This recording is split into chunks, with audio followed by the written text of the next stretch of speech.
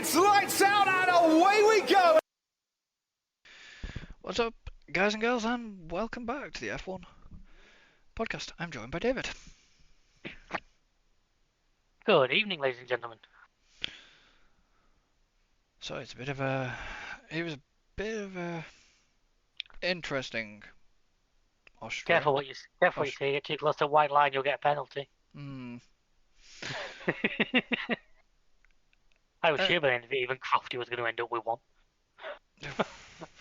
Jesus, I mean, that was just... Yeah, what was it you said to me? 1,200 separate violations across the weekend. They said it was 1,200 across the entire weekend. There needs to be serious changes. The changes need to come from the drivers. Stay within the white lines. It's quite simple. It's like you driving down a road. Oh yeah. Stay within your lane. I know that, but it was just... You know, if you run too wide out of a corner on the road and run over an old granny, you're not just going to get a warning for it. No, I mean, you know, not...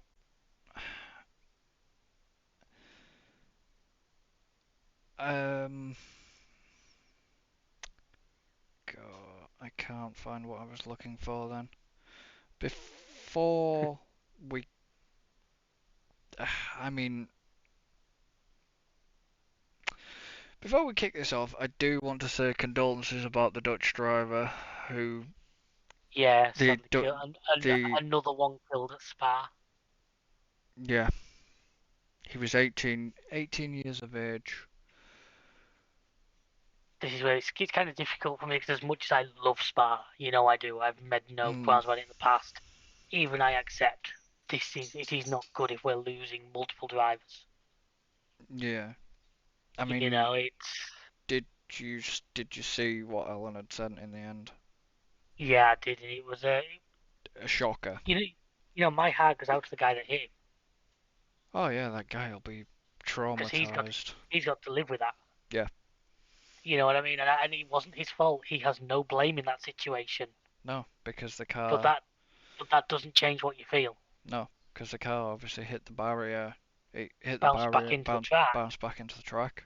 The same place that we lost Anton the other year, and remember? No. Was Anton Hubert not just slightly? It was slightly further down. Further back, wasn't it? But it was the same piece of track, and obviously Norris had that massive accident. Was it last year or the year before? At this point, it was last year, wasn't it? Because the year before was the race that never happened. We had 2 laps behind the safety car and called it a win. Yeah, it was last year. Norris had that massive crash in qualifying in tricky conditions. And Seb stopped. Yeah. Now, we all know what Spa can be like for weather. It's been a running joke of Spa that it can be pissing down at one end of the track and bone dry at the other. Due to the topography of the area. But like I say, it's... What do you do? I don't want to see us not race there. I think that would be a shame. It would be a shame to the people of that area, the Belgians, the industries that rely on the racetrack for survival. But at the same time, we say we don't send them lads out there and expecting them not to come home. Well, yeah. It's one of them things. It happens. Oh, I've said in the past, motorsport is dangerous. You are never going to take every little bit of danger out of it without killing it.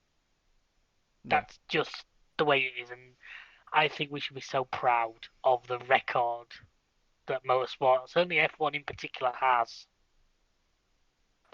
I mean, Jules was the last driver we lost at a race weekend in Formula 1.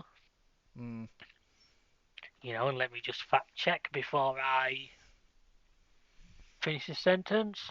That was 2015, so that was 8 years ago at this point. Yeah. And nobody's... As far as I'm aware, we've not even had a death of like a marshal or anything, have we? You know, that's... No. No, there's been nothing else. There's been nothing else since that fateful incident. Mm. And we've seen some horrific crashes that people walk away from, which is insane. But Like, yeah, I don't want to bring too much of a macabre. just like going back into, obviously it's race week, so obviously it'll be Silverstone at the weekend. Guan Yu Zhou Correct. was the perfect example. Oh yeah, God, that. Oof. When he went between, when he went up, you remember him sliding along the track, car flipping up, hitting Mm, the catch fence, and straight down the side of that barrier. yeah. Let's hope they sorted that out this year. We'll soon find out. Oh, I've no doubt they will. They'll have and it's one of those situations, and it's such a horrible because it's that 1 in a million shot. Yeah. You could stand there and throw that car, and you'd never hit where he hit. No. I always think back to, and I am going to blank on how many. It was a lot of years ago now, where a marshal was killed at Canada, and I always remember the comment: a wheel and tire that was 18 inches tall went through a gap in the fence that was 20 inches tall. Yeah. Hit the guy and killed him. Mm. It's like, you know what I mean? It's if your numbers come up, it's horrible, but Jesus Christ, that was some bad luck. Yeah. But no, it's. I mean, obviously the driver talked about it. Stroll in particular, I heard, was very vocal. Stroll was, after the race, Stroll was vocal. You know, and stuff's going to be said, and is there going to be changes? I mean, there's not a lot they can change about Spa, unfortunately, because of what it is and where it is. That's not just, like I say, it's not just Formula One that uses Spa either. It's Oh, all levels of motorsport.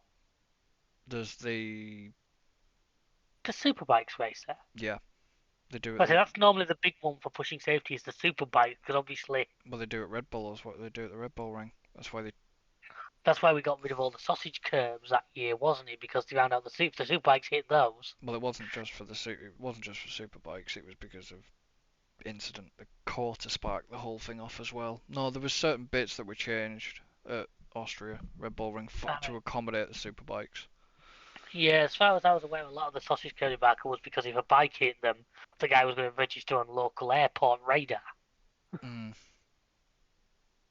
And yeah, going back to um, Austria, I mean, I've Well, let's start because I think we both agree. Neither of us saw practice, neither of us saw the sprint shootout, no. so we can't comment about those, unfortunately. Apologise. Life gets in the way of these things. I was quite lucky I got to see as much as I did, to be honest with you. Well, I'm But definitely not going to be able to see practice at Silverstone due to timings. no, I'm hoping to hit record on quali and watch it later. Mm. At least I'm not trying to fit quali and the sprint. You know, the sprint race, to be honest, made it awkward. As much as I will say, what a weekend of racing. If you ignore the front, and I can't believe I'm saying that. What do you mean if you ignore the front? Well, apart from one move on Leclerc, which I will come to in the race, the front sort of went off and did its own thing. But the rest of the I'm on field, about the sprint. yeah, well, we've got quali to get through first, I which know. I will say, as much as I love the guy, what the fuck was Perez doing? Exactly. This is what I mean. It's keep it inside the line.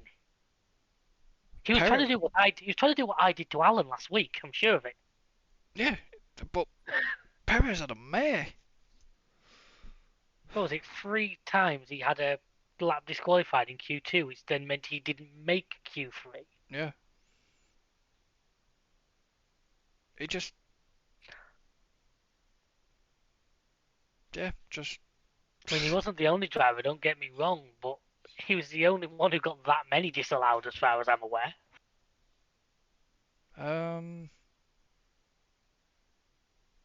I believe. Yeah, I believe so. He just wasn't. I don't know what it was. I mean, they were. I mean, we talk about the FIA being consistent and non-consistent, but Jesus, holy Christ, that was overpower. Was it though? I mean, we had this little bit of a discussion before we came online. And I still stand by a simple fact: if you go outside the white lines, that's it. If you make that the golden rule, it's that simple. And it's the same for every driver. There is a way to drive that lap without going outside that white line. Yeah, Fernando Alonso found that one out. I think Russell got very little penalty. Norris didn't get a lot, did he? There's a few drivers that managed. Norris he did get warnings, but yeah, I don't know. I mean,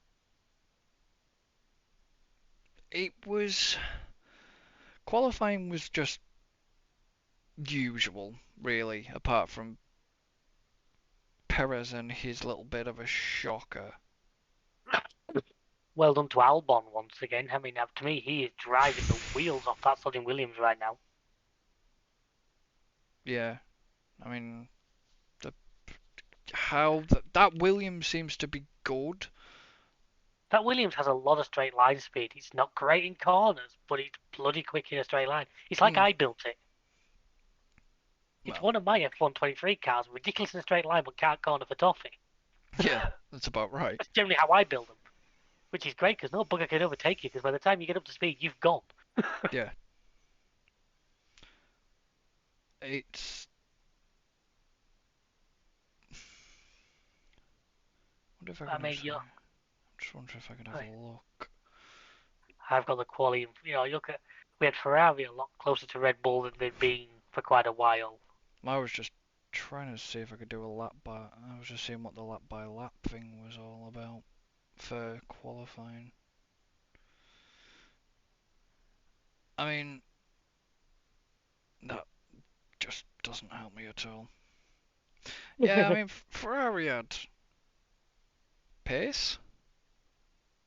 The problem is with the Ferrari is they are good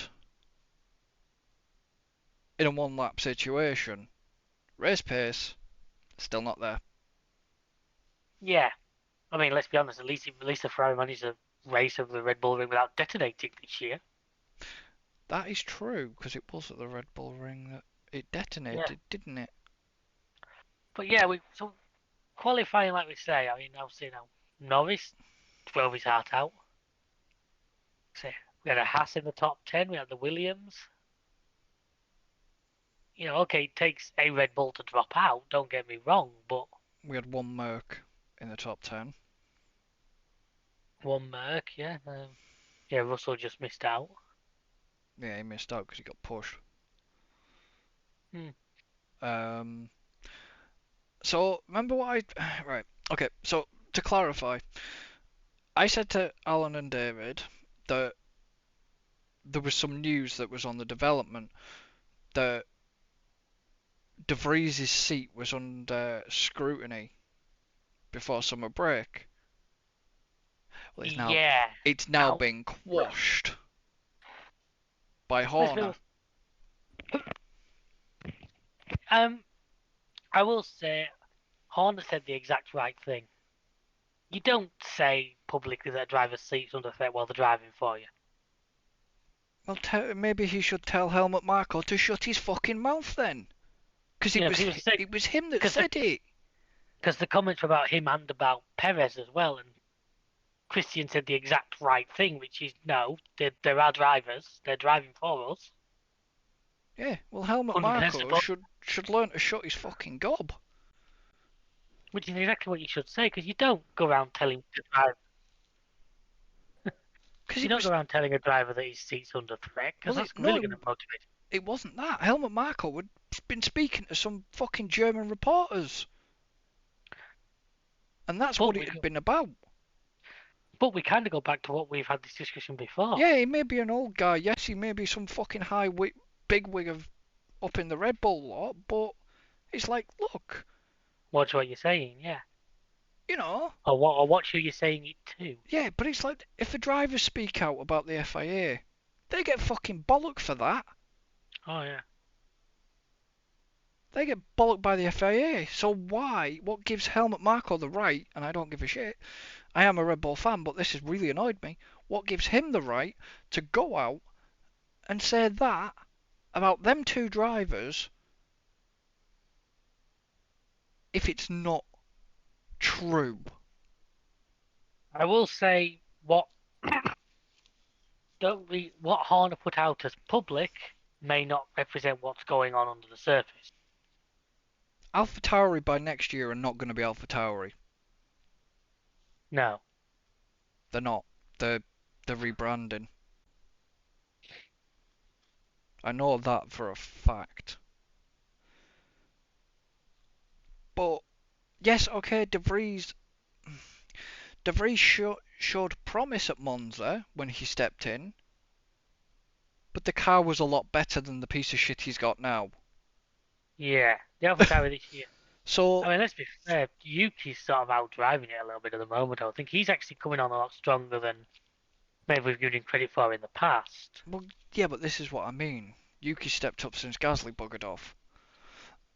But Yuki had a bit of a shocker and all in the race. But before the race, there's the sprint. Well, we know which that. was some of the best racing we've seen in quite a while. I mean, okay, Baku sprint, meh. That was exciting. Oh, throw a bit of wet weather into a sprint race, and wow, it gets interesting. Allow the two Red Bulls to fight. Oh yeah, Perez. I'd say Helmut's comments possibly worked in that Perez felt the need to stake a claim, shall we say? It was getting a bit tasty. Well, it was when he had Verstappen pretty much off the track going up the second straight. We were getting visions of the two Mercs at Barcelona that year. Yeah. Rosberg and Hamilton that time. It wasn't, yeah, but a bit like Russell and Hamilton during qualifying. Oh yeah. This year. I'm going back. Was it 2016? Rosberg and Hamilton managed to collide up at turn 3. Yeah. And took each other out. I mean, Max underbraked himself and was heading straight for the rear end of Perez. I was like, oh shit. Which they managed to avoid, but was it Hulkenberg into the mix? Yeah, it's just like, what the hell is going on? It was just crazy. It was good racing. Was good racing. Like I said, we actually had a really good weekend. Like I said, I kind of have to go by the ignore first place, and the rest of the field actually gave us some really good racing this weekend. I mean, considering Norris was in 3rd and Hulkenberg were in 4th for the sprint grid. Yeah. And obviously the Ferraris were in a bit of trouble. Because didn't Leclerc get penalty? Leclerc got for impeding. Max got looked at for one, but it never come to anything, did it? No. If I remember right. But, you had the likes of Verstappen, Perez, Norris, Hulkenberg, Sainz, Alonso and Stroll. And then Ocon, Leclerc, K-Mag, Albon, Gasly, Tsunoda, De Vries, Russell, all the way down in 15th. Hamilton in 18th. Yeah, Hamilton back in 18th. And it was just like, this is about to get tasty. Even with the Mercs back there, yeah, it was going to get feisty. And oh boy, I'm kind of disappointed now that the sprint no longer dictates the grid for Sunday, Because you look at that finishing order from the race, Hamilton's still in 10th, Leclerc in 12th. I think that would have given us an interesting... Yeah, and the fact that you had Sainz and Stroll and Alonso up there, and Hulkenberg, you know what I mean? That could have given us a very interesting race, but we've now done... To be honest... So, sprint shootout now dictates the grid for the sprint, doesn't it? Yeah. The qualifying we did on Friday was the grid for Sunday. Yes. I mean, who decided to cock that one up? Big style. Oh, wait. Stefano Domenicali. Um, Good old Liberty Media. I do like a lot of what they've done, but yeah, sometimes it's. I don't honestly. I don't like the new format because if you've noticed, even well, I've never seen it, but it's a mandatory tyre they have to run in the sprint shootout. Well, obviously that would obviously be null and void if there was, say, wet conditions or whatever. Yeah, if there was wet conditions, it would have to I mean, be I mean, that. But they already got rid of the rule that said you had to start the race on your Q2 set of tyres, yeah, I know. which was great news for me because it means I can run softs and still start on hards. You can run But softs and still start on hards. you can run softs in qualifying and still Oh start on the yeah, race on yeah, hards. yeah. Whereas You start on with the hards old then. system, I would have had to qualify on hards, Mm. to have those tyres for the race. So it's good news for me, but I must admit it added a bit of tacticalness because you think to yourself, if you knew your car had the speed to get to Q3, do you Yeah, qualify on mediums just to make sure, just so you get them for the race? yeah. You had that bit of tactics you could think and you could use. Someone like the Red Bulls probably could get away with running the mediums in Q2 and still comfortably get Mm. themselves into third, qualifying three, whereas some of them cars Yeah. down the bottom end of the 10, less likely. Mm. Sorry, I was just having a quick, obviously look through the F1 site, and then they showed the McLaren for Silverstone. Yeah, the chrome livery. I mean, it's had a chrome livery on it most of the year, but not that kind. Mm. Boom, boom. I still love that tweet of theirs, show chrome wheels on an F1 car. Yeah. It was just the chrome logos. Mm. Nerd puns. But yeah, like we said, one of the sprint has to be probably the better one of how many sprints we had. 2 so far this year. We've still got about 4 to go. We only Or had did we lose one we've in one of only the had races we lost? one, haven't we? We've had 2. Baku and Austria. Yeah, no, it's Baku and Austria, but we would have that would have been the Third, I'm pretty third sure we lost because we'd one. lost. Was it Imola? Could have been. Was Imola supposed to be a sprint weekend? Uh, Give me a sec. Won't tell me because it all got null and voided, so it won't give me. just got called off. Yeah.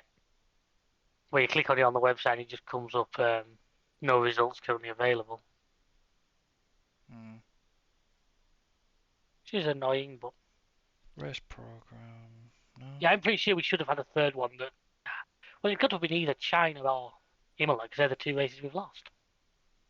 Yeah, I think it was Imola that was going to be the next sprint. I'm I would trying say to. that makes more sense, but actually, probably because China would actually be a good track for a sprint. Yeah, That I'm. massive long back straight. Oh yeah, I was just trying to think of whether it was because of. I'm trying to think of the game.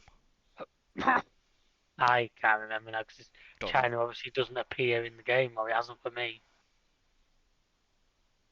China Or is I in just the. not got far enough. No, China's in the game. Just doesn't go on the calendar.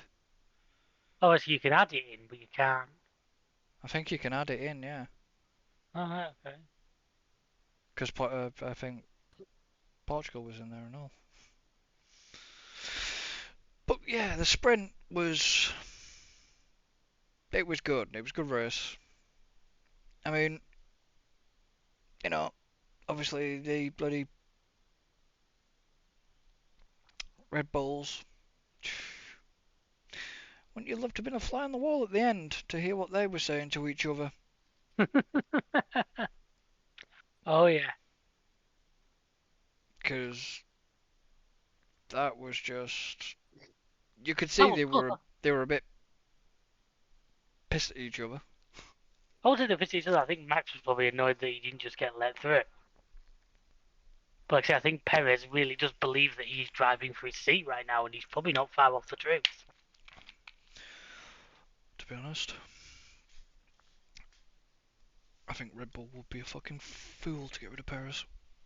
You know I'm going to agree with you on that one. I'm sorry, but Perez is a bloody good driver. Okay, Perez, he doesn't all, he's had his struggles, but Perez is a fantastic second driver. I'll say that.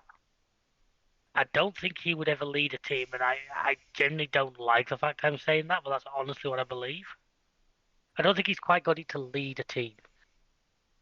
neither's Yuki, but Yuki's having a bloody good go. Well, Yuki's sort of been thrown at it, hasn't he? But you know what I mean? It's Yeah. the thing about Max is, and he proved it in the race. He got back up there. Oh yeah. We said it the last year when Albon was in that car. He would go nowhere. He would, if he started bad, he'd disappear. Yeah. Perez doesn't. Perez fights. We know Perez fights. Jesus. You know, he had some great battles. I actually didn't vote for him for driver of the day in the end, but he had some blooming great battles. No, I give Norris. Likewise, I actually think he deserved it. It was a great drive from him. Yep. Watching him drive around a complaining Hamilton was beautiful.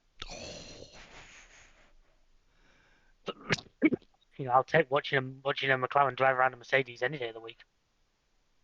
The customer car driving round the. Yeah, the customer car leaving you behind. And then for the final at the end with the amended results for Hamilton to get dropped below Russell. Yep. But I know we've talked about him in the past a lot, but by God, his moaning was on another level that race. He wouldn't just shut. Okay, Norris got him first When Toto had to come onto the radio to tell him to just drive the car. down. Well, just to tell him to drive the car. Look, I know the car's bad. Just drive it. It's in other words, shut the fuck up. Stop your bitching and just get on with it. Get on with your job, yeah. You get paid enough. I mean,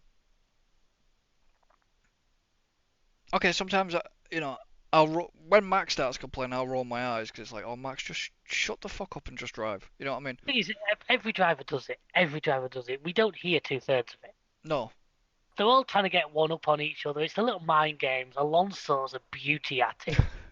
I know he is. He can play the mind games better than pretty much anybody else on that grid. I'm sure if he wasn't in F1, he'd be a psychiatrist or something, because he's just got that. You know, there was that lovely comment from Stroll in the sprint, wasn't there? Come on, let's not fight each other and we can... Fernando Alonso was like, no. Yeah, anybody else have visions of Fernando is faster than you coming across the radio? But it was just... Yeah, I was just like, God, is he gonna continue this bitching? He probably did. I didn't actually see any post-race stuff from him, I must admit. I saw one or two interviews. I didn't see a huge amount. I saw the clip. I don't know where it was. No, that was Canada. I saw the clip at Canada where Norris shot down a reporter. Like I said, I saw the bit where I think I saw him like talking to like Stroll and Alonso when say Stroll was talking about. I saw Stroll where they was talking about the changes at Spa and all that, and he's quite vocal about it. And to be honest, if the drivers don't do anything, then they're a bit stupid. But I think they will, because I know Gasly will. Gasly will be very vocal about it. Was it Gasly? When he won at Monza, he just... Yeah. When he sat there that year on the podium. He did an Italian car, didn't he? That's half of it. He was in AlphaTauri. Yeah, and he would... Yeah, but wasn't that way... We've said it before, and I openly joke, I was talking about it actually, because they were then, you know, to win Monza in an Italian car, in particular a red one, is, and this is coming from somebody who isn't a Ferrari fan, it is another level. Yeah. You are a god to the Tifosi if you win in a Ferrari. And guess what? I can't see it happening this year. No, I mean Leclerc's done it. Vettel managed it, Mm, and then it'd be Kimi, wouldn't it? Kimi's still the last F1 world champion. yep. I mean, I must admit, talk about timing of today. My Facebook memories was that joking comment that I put up. I think it was a year ago of Charles Leclerc. I don't actually know if there's truth in it or not. I could almost believe. I'm just going to try and find it again just so I can quote it correctly. Mm. But If you want to just pad for a second. yeah, I'm just gonna pad. But it was, I mean, the race start. I was hoping for. I was willing for a little bit of wet weather, just a little bit of wet weather, to spice Yeah, I know what things you up mean. a bit.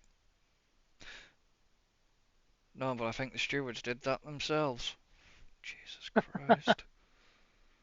I know we bitch and moan, you know.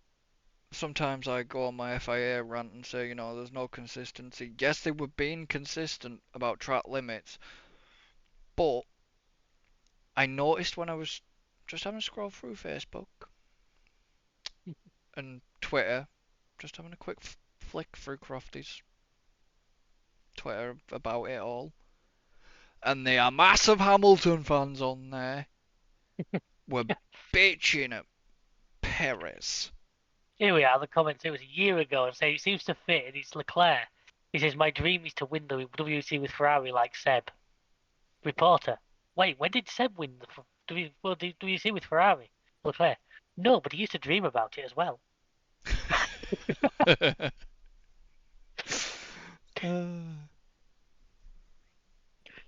It still seems as fitting today as it did Yeah, 3rd of July 2022 for me to date when we record this.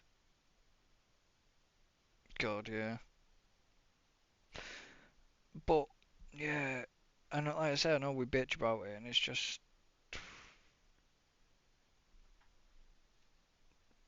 I get its consistency, I get its track limits, but it has to have been one of the most highest we've ever had in a race, I would guess. And I said, this is where, for the second time, I'm a little bit torn on it because, like I say, to me, track limits are simple, but at the same time, I've said in the past, I hate races that are decided 3 hours after it finishes in the steward's room. And that's how it. The, that's how. Well, the top three classification was as is, Unaltered. but it did Norris a favour. It bumped him up. It's bumped his points that he Yeah. picked up. I bumped him up. It moved a few around, but But there was a I mean, lot of. fair play to Aston Martin for bringing that one and barreling it through the FIA. Yeah, I don't sort of. Kind of don't blame them. You know, No, I don't. it, As I said before, every team's trying to do it. Every it, team. That's why you hear the drivers going, "He just went outside the line." yeah, it bumped Norris up to fourth. Did I it mean, bump? wasn't Did it Hamilton bump? complaining about brake issues or? Yeah, he was complaining about brake issues. That's why he couldn't stay on track apparently. Yeah.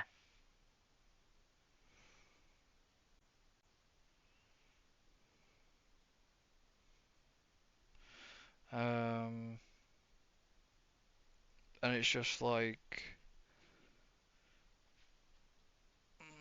do you really have brake issues, or are you just saying that to try and save your ass from getting penalties? I still say what I always say. Surely, if you have brake issues, you should have done quicker than everybody else. Well, yeah. I mean, you know, the amount of penalties that went on. The only retiree was Hulkenberg, because don't know what happened to his car, but his car seemed to get very smoky all of a sudden. Yeah, it seemed to have its. I mean, funny we joked about Ferrari not detonating. I think we did watch a Ferrari engine detonate. Was it his engine? It certainly looked like it to me. Yeah. It was coming out of side pods and engine cover, which would suggest it was. So, right at the bottom of the results page, it says, no, Verstappen scored an additional point for setting the fastest lap of the race. Well, he did on the last lap because that was genius. Have to say that was genius. The fact that he stayed behind on the detection line. Oh, that was, like I said, that was a masterclass in driving. Was that to realise to hang back? Where Perez struggled to do that. Yeah. Because he kept screwing it up every time. Max sort of hung back and then just went, right, bye. So obviously he got that. Also, to go back for that fastest lap, I mean, credit to him, that was ballsy. It could have gone When extremely they were wrong. talking about it, I was saying, you won't do it. I was like, when you won't do it, because he was, what, 24 seconds ahead? 23 seconds. It was 22 to do a pit stop. Well, I'm like, if one wheel nut's a little bit slow... Yeah. I mean, as you know, I do that trick in our races. I know you do that trick. But I'm usually so far up the road. Not 20 odd seconds, and it's like... I was thinking, is he going to do it? Is he going to do it? The team were like, no, not do it, and it's like... And it was just a case of flipping a switch, and it's like, right, They Yeah, had that much frigging confidence. And then he came out with like 2 or 3 cars, and I thought he's not going to get it because there's too much traffic, but that Red Bull on a set of softs was, yeah. Yeah. I mean, I think Perez had it up to that point, didn't he? Yeah, Perez had it. No, Norris had it for a while as well. I think it might actually have been Norris. It was actually Perez that had it at the time. You sure? Yeah, because he's on the second fastest lap, yeah. Yep. Stroll has the third. Okay. Well, that green Red Bull continues to go fast when it needs to. So, then it says, De Vries received a 5-second penalty for forcing another driver off track. Obviously, Sargent, Magnussen and Ocon times 2. So they got 10 seconds. De Vries and Tsunoda received 5-second time penalties for exceeding track limits. Tsunoda, Sainz, Hamilton, Gasly, Albon, Ocon times 2.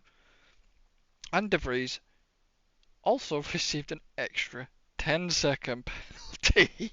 Does that mean Ocon actually got 30 seconds of penalties? If I'm reading 2 times 5, that's 10. And then 2 times 10, that's another 20. Well, Ocon ended up back up in 14th.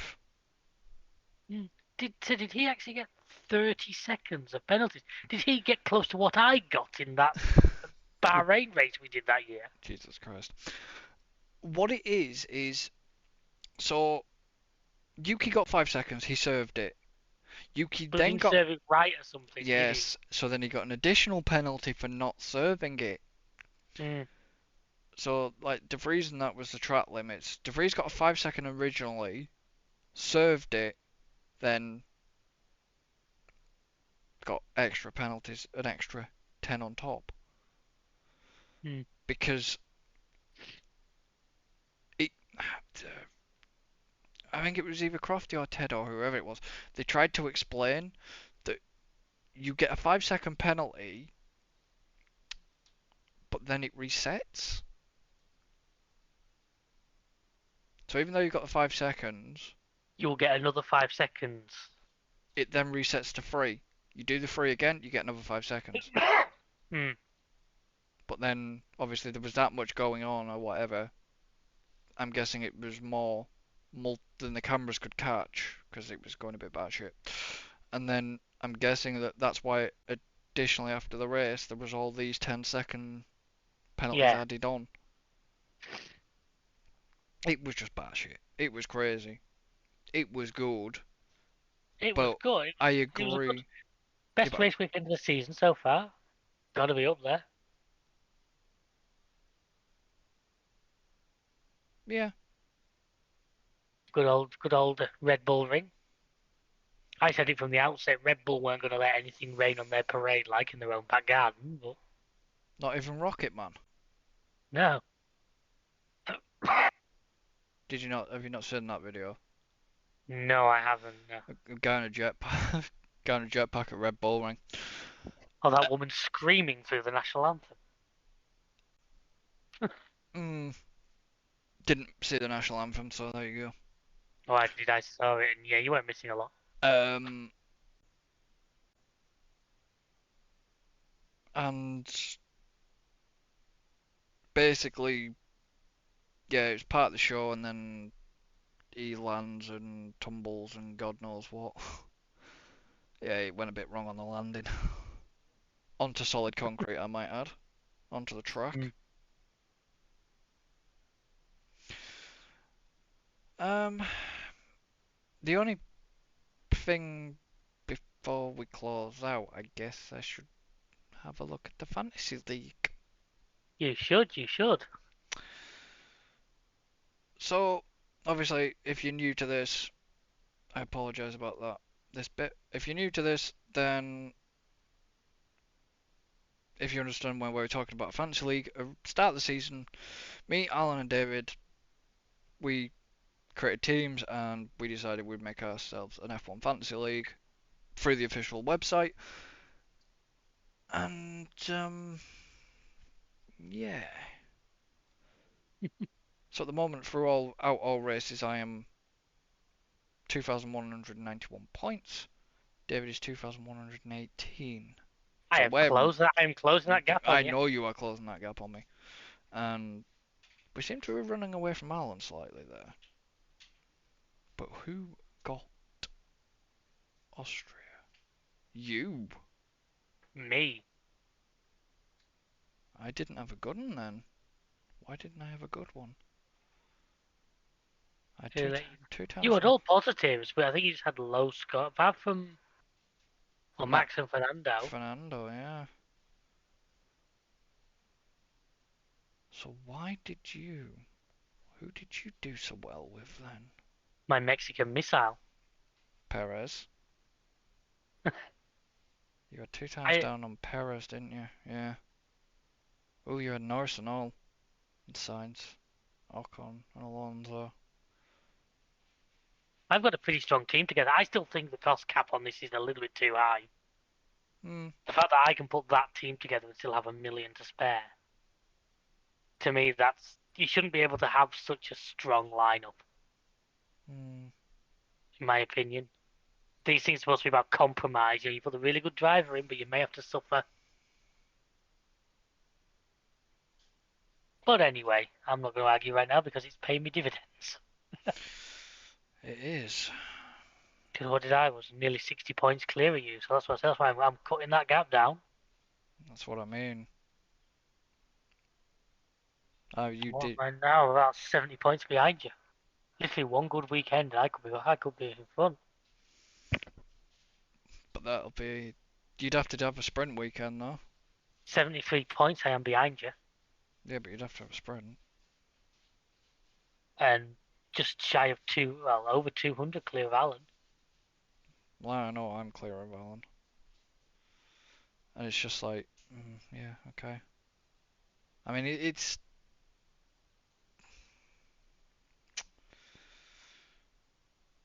Why did Alan have such a bad?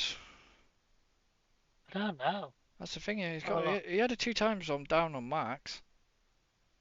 Yeah, his first team looked strong. Hamilton, I guess, is the big one that lost him there. But no, because Hamilton's got more points than Norris, Alonso, and Stirling.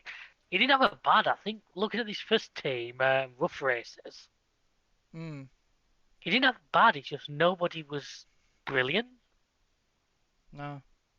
His second team, once again, he's all positives. Yeah. I don't know. I just don't. And his third team. Yeah. I just don't know. It's something's done him somewhere. Yeah. It's weird. But we're a long way to go yet, so there's no point counting your chickens. I'm not counting my chickens yet. Maybe need to make some changes for Silverstone. So, you got any predictions for Silverstone? Have I hell? Well, I don't want to really predict because we stopped the predictions a long time ago, but it's going to be a Red Bull. Unless Red Bull have a shocker, it's probably going to be Max at the front. Yeah. I'd say Leclerc possibly because Leclerc was strong at Silverstone. Leclerc's a possibility. Perez, if he can keep his form up, will be a possibility, and I'd like to see Norris up there. Yeah, likewise. And obviously Alonso's a possibility as well. I'm going to say Hamilton's probably a possibility, but it depends how the Merc reacts, and well, just depends on what the Great British Weather's going to do as well. Yeah, that could be the other one. Couldn't we know what we've had over the last few days? Yeah, wind. Well, talking about the weather, not you personally, mate. Funny. No, but we've had obviously wind and rain, and No, I. it's Silverstone's the one that I do look forward to. Mm. Not because we're British either. It's just Yeah. generally sometimes Silverstone has provided good race. It's a spot where a lot of upgrades always turn up to, and it's a spot where a lot of upgrades will be turning up because a lot of the upgrades were supposed to turn up at Imola, didn't, and then yeah. they've left them till Silverstone. So, But it's like it's most teams' home venue. well, So like, what have we got? Who've we got a home team? Aston Martin. that's it, with the exception of Ferrari, AlphaTauri, and Red Bull. I think every other team is UK based. Red Bull's Milton Keynes. Yeah, but the class is Austria, aren't they? The class is Austrian. That's Yeah, why but we get the Austrian national anthem when yes, they win. but Mercedes get German anthem. Because yeah, No, no, I always, I mean, Mercedes is just around the corner from Silverstone. I mean, yeah, Aston Martin I literally had directly across the road. I don't know if they've still got it because I don't know if the big new factory's on the same site or if they've actually moved. but that's what I mean. So, yeah, Mercedes is classed as German, but they have a Because technically the Mercedes car company is. I well, mean, Ferrari do some building work in the UK, even though obviously they are Italian. yeah, They but do have production in the UK. Everybody does. yeah, but Mercedes is based at Brackley. Hmm. It's not far from Silverstone. If you go on Google Maps, you can find it. Then there's Because it's on Niki Lauda Road. there's is it Woking? One of them's based as well. Woking. Yeah, is that McLaren? Or is that AlphaTauri? No. God, I can't think. AlphaTauri are Scuderia. True. Don't know. Completely gone blank. Doesn't take a lot for you, does it? No. But 3 o'clock race. So obviously, anybody wants to tune into Silverstone, it's 12:30 to 1:30, 4 till 5 for FP1 and FP2. Obviously, Saturday it's 11:30 till 12:30 for FP3, 3 o'clock till 4 qualifying, and then 3 o'clock race on the Sunday. Is there anything you want to round out with? Not really. No, I think we've covered what I wanted to say. Just to say, like I said, best race of the year so far to me. Austria, a track that I have campaigned is a great track for years, proved itself in my book. Yeah. And I'm happy to see it on the calendar till at least 2030. Oh yeah, it is on the calendar, isn't it? They announced just before the race that they've signed the extension deal. That's true. So, it's like I say, I'm not arguing. It's a great circuit that's well worth its place on the calendar. Yeah. But no, just thank everyone for listening. Thank you for listening on various podcasting apps, on YouTube, on wherever you choose to, carrier pigeon, whatever you're using.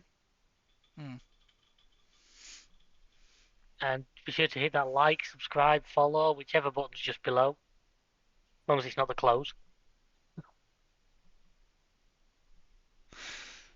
So, yeah, this podcast will be out, obviously, as you know, we try and keep them up on a Friday, but obviously this will be out on a Friday, this will be out on the Friday. Then, obviously, Silverstone, Friday after that. Then the only time you won't get any podcasts, summer break, might do a bit of filler and thing. We don't know yet. Yeah, we're hoping to get see. some F1 23 live streams in, is our plan. Yeah, that is the plan. If something comes along worth discussing, I'm sure we will bring it to you. It's one of those, if the summer break, we're not going to sit here and say, well, friggles happened this week, hasn't it? Well, like I said, we won't know. Unless it became silly season again, which it's not going to be. Unless it became silly season, then... You never know yet. Not Don't with you put that evil on me, Ricky Bobby. not with the way Alonso's going, it won't be silly season. Hamilton announces his retirement just at the start of it, and oh boy, it all throws into... Don't quote him on that, by the way. Don't hold him to that. No, don't. The point I'm trying to make is you're saying nothing will happen. Trust me, the world of F1 manages to find ways to surprise us on a pretty regular basis. Well, that's very true. That's very true. So yeah. So thank you for listening, and we shall see you next time. Obviously, thank you to David for being here again. Thank you for having me, sir. It's always a pleasure. It's good fun. So we shall see you on the next one. So until then. Later, folks. Goodbye for now.